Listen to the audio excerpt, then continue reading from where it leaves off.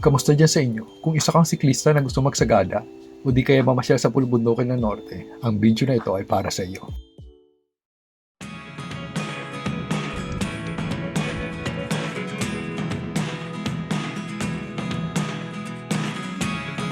Never really know what's going on.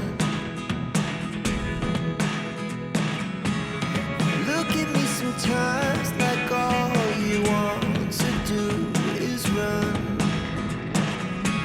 Hear me out, hear me out.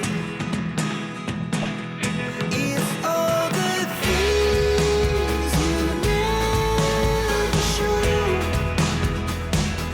There are the things I want to know. Secret stars. Dito kami nagkita-kita sa McDo, Bacoor, Cavite. Itong unang beses kong makakasama sa kanila. Ang topang drinks ng Cavite, si Sherwin, si Ron, si Reggie, si Jojo, at si JR ang nag-imbita sa akin. Si Juby at Marco doon namin kikitain sa Manila. Lumakad na kami papuntang kilometer 0, andun yung dalawa namin kasama.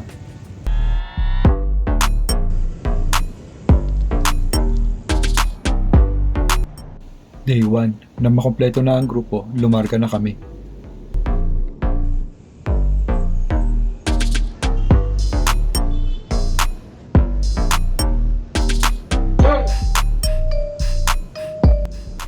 "11:30 nagkape sa Valenzuela.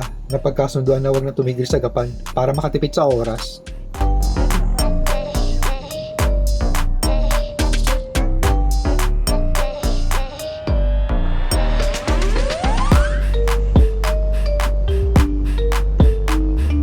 Alas 2 na, nagpahinga kami sa Bulacan. Nakaramdam na rin ako ng gutom kaya nag-snack muna ako. 3:30 na dumating kami sa Nueva Ecija. Nagpahinga ng kalahating oras tapos larga na. Dito na kami nabutan ng liwanag sa Cabanatuan, Nueva Ecija. 6:30 nag-almusal kami sa Lolis Lechon. Humiwalay na pala isa namin kasama si Reggie, taga Pangasinan kasi siya. Pag nasa Pangasinan, hindi mawawala ang tupig.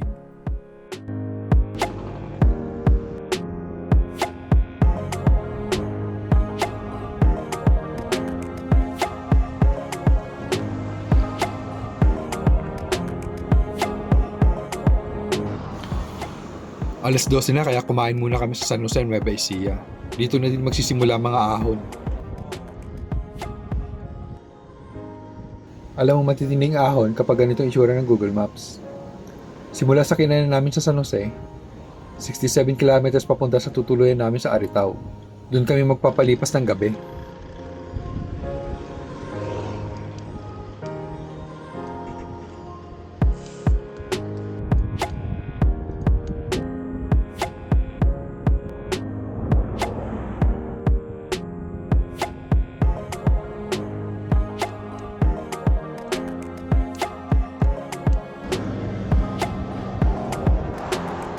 Hindi mo na lang talaga mararamdaman na umaahon ka dahil sa ganda ng tanawin.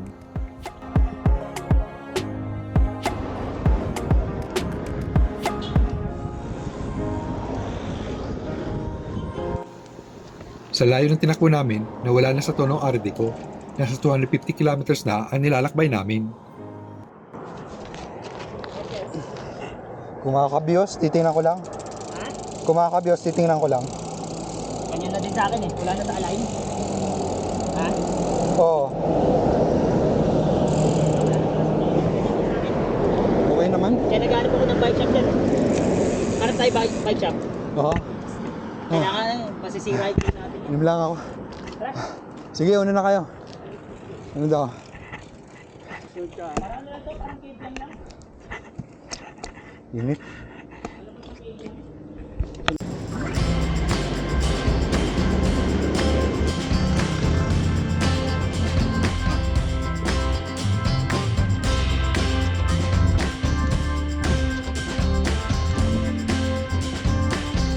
Okay ka lang?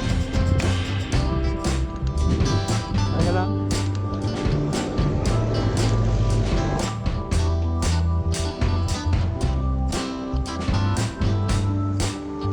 Nakakatuwa naman dito, may unlimited supply ng tubig.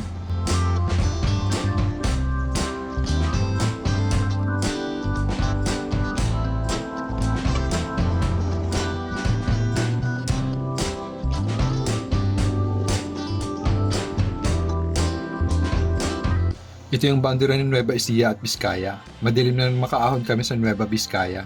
Huwag niyo malitil ang ahon dyan, pinahirapan ako niyan. Mga 7:30, ang dami ng gutom namin. Dito kami kumain sa Santa Fe, Nueva Vizcaya. Rian Tiffany's Eatery. Mga 700 meters from Santa Fe Municipal Hall. Pagkatapos namin kumain, pumadyak pa kami ng 20 kilometers. Dumating kami ng 9:30. Hotel Paula, bed and breakfast. Palibasa mga pagod na, after shower, nagsitulog na.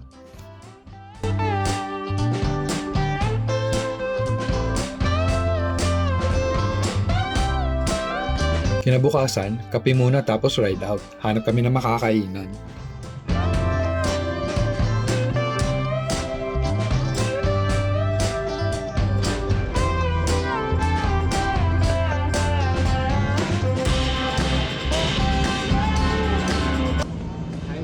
Sponsor ng Pocari Sweat, oh.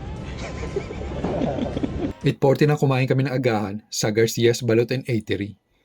Kailangan makarating kami ng Lagawe, Ifugao, bago magdilim.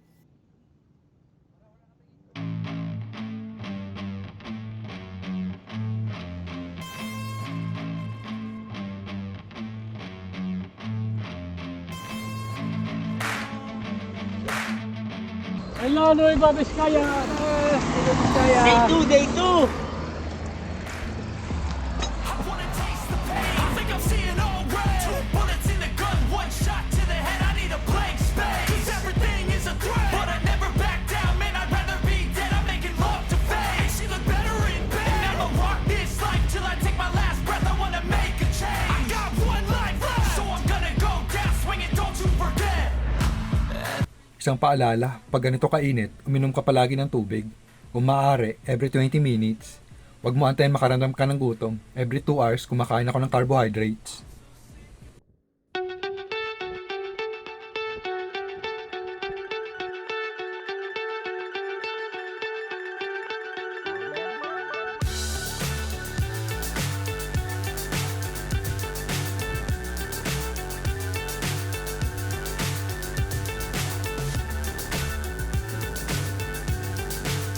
Lamot Ifugao na, inantay ko muna si Ron. Medyo masama pakiramdam niya, kaya salitan kami sa pag-alalay sa kanya.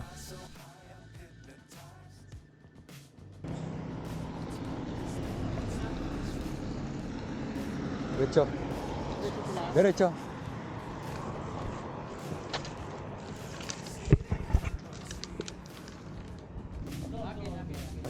"12:40 na nanghalian kami sa Lamot Ifugao. Panalong lutong bahay dito, with brown rice. Ito yung coordinates. Wala kasing pangalan restaurant nila ate. Dito na magsisimulang mahabang ahon sa Ifugao. Kaya tinawag itong Mountain Province of the North.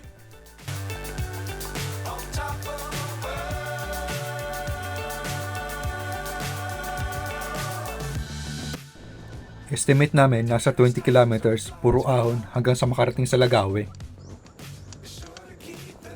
Galit-galit muna kami, magkakaibang pacing sa ahon. Ang tip ko dito, gawin mo ang pacing na komportable sa'yo para maiwasan mo ang pulikat. Alam ko, di ka titigil.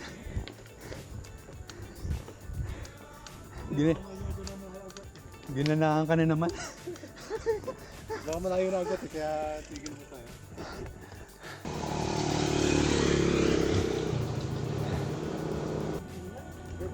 Diretso, diretso. Sige. Buti may kasabay na ako. Kanina wala akong kausap. Nasa ano nga ako eh, nasa likod mo ako eh. Nalagod ba ata? O tapos, ito ko doon sa may waiting shed. Anong tubig? Hello.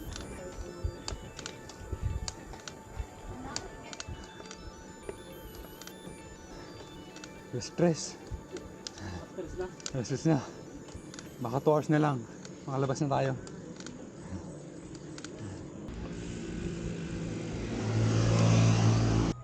Merienda muna.